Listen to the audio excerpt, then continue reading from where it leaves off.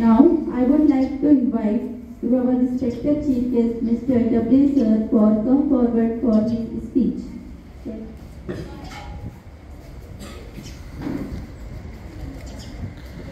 आज तुमच्या स्वागताचा कार्यक्रम आहे आपल्याकडे, त्यामुळे मी प्रकल्प कार्यालयाच्या वतीने आपल्या सगळ्यांचं स्वागत करतोय. त्यासोबत तुमच्यासोबत आलेले तुमचे आईवडील पालक त्यांना पण माझा नमस्कार आणि त्यांचे पण स्वागत. तर आजचा कार्यक्रम हा तुमच्यासाठीच ठेवलेला आहे.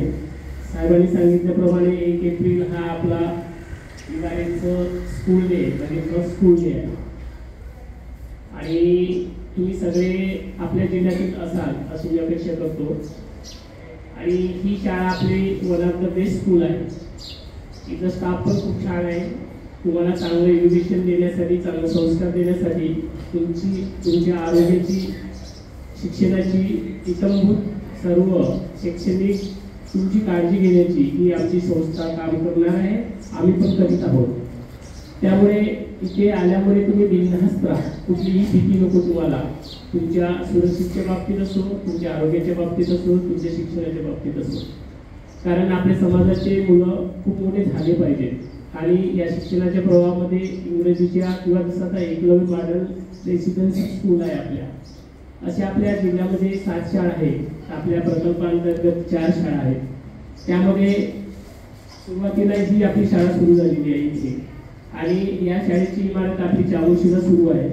साधारण सरांनी सांगितल्याप्रमाणे ऑक्टोबर 2000 ती इमारत आपली चांगल्या कंडिशनमध्ये म्हणजे बांधकाम पूर्ण होऊन आपण तिथे शिफ्टिंग होऊ अशा परिस्थितीमध्ये आहे. त्यामुळे काही कालावधीसाठी आपण इथे राहणार आहोत. मॅडमची जशी स्कूल आहे आपली इंग्लिश मीडियम स्कूल, ते विद्यार्थी आणि तुम्ही विद्यार्थी आपण एका समाजाचे असल्यामुळे इथं गुन्ह्या गोविंदाने आणि चांगल्या वातावरणामध्ये तुम्हाला राहायला मिळेल आणि राहायचं पण आहे. कुठलीही भीती ठेवायची नाही. मी जसं बोलल्याप्रमाणे खूप शिकायचं आहे तुम्हाला, खूप मोठं व्हायचं आहे आणि आदिवासी विकास विभाग तुमच्या सोबतीला आहे. त्याच्यामुळे कुठलीही शंका ठेवायची नाही, कुठलीही भीती ठेवायची नाही. आणि पालकांना पण विनंती आहे की वारंवार तुम्ही भेटायला येत नका जाऊ. सर यांना हे ठरवून द्या पालकांना की मंथली आहे किंवा 6 मंथली आहे किंवा मग एका वीकेंड वगैरे असेल, आजार वगैरे असेल. काय होतं पालकांना मी सांगण्याचं एवढं, सुरुवातीची दिवसासाठी तुम्ही या, पण मुलांना वारंवार भेटत राहिले तर मग त्यांना काय होतं, घराची ओढ लागतं. शिक्षणाकडे कसं होतं, मग त्यांचं दुर्लक्ष होतं. मग आईवडिलांची कसं हा वय असा असतो, त्यांना आईवडिलांची गरज असते. तर त्यामुळे कसं थोडंसं त्याच्यासाठी तुम्ही स्टिक व्हावा. आणि इथलं वातावरण एवढं चांगलं आहे की मुलांना एकदा शैक्षणिक वातावरणामध्ये जमले तर मग ते कसं होतं, त्यांना इथंच राहावंसं वाटेल. त्यामुळे ही काळजी घ्यायची आहे. आणि बाळांनो, कुठेही जायचं असतं तुम्हाला, कुठला आजार वाटला, तब्येत बरी नसली, प्रिन्सिपल सरांना सांगायचं, तुमच्या वार्डन मॅडमला सांगायचं किंवा वार्डन सरांना सांगायचं, आपल्या शिक्षकांना सांगायचं आणि बोलकं व्हायचं. तुम्ही बोलायला शिका. आता जसं सरांनी छान इंग्रजी बोललं त्याप्रमाणे आपल्यालाही इंग्रजी बोलता आलं पाहिजे. तर स्टार्टिंगपासूनच तुम्ही त्याची भीती काढून टाकायची, शब्दसाठा वाढवायचं, वाचन क्रिया वाढवायची.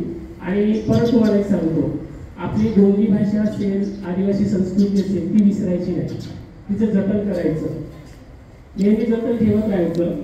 कारण की आदिवासी विकास विभाग त्याच्यासाठी पण प्रयत्न करणार आहे की आपल्या समाजाची आदिवासी संस्कृती असेल, कुठलाही वारसा असेल, तो जतन करण्याचा प्रयत्न करण्याच्या अनुषंगाने आहे. तर तो तुमच्या हातामध्ये आहे. कारण की कसं आहे, तुम्ही मराठी इंग्रजी शिकायला लागलात तर गोंडी भाषा आहे, तुमची वाडिया भाषा आहे किंवा तुमचं कल्चर आहे, तुम्ही थोडंसं विसरत चला. पण तो शेवटपर्यंत तुम्ही याने टिकवायचा आहे.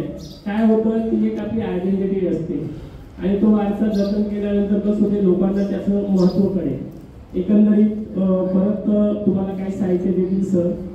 तुम्ही इथे रमल्यानंतर तुम्हाला ड्रेस कोड मिळेल, पुस्तके मिळतील, तुम्हाला इथून जे जे साहित्य मिळतील त्याचं स्वीकार करायचं आहे तुम्हाला. आणि इथे तुम्हाला छान राहून शिक्षण घ्यायचं आहे, मोठं व्हायचं आहे.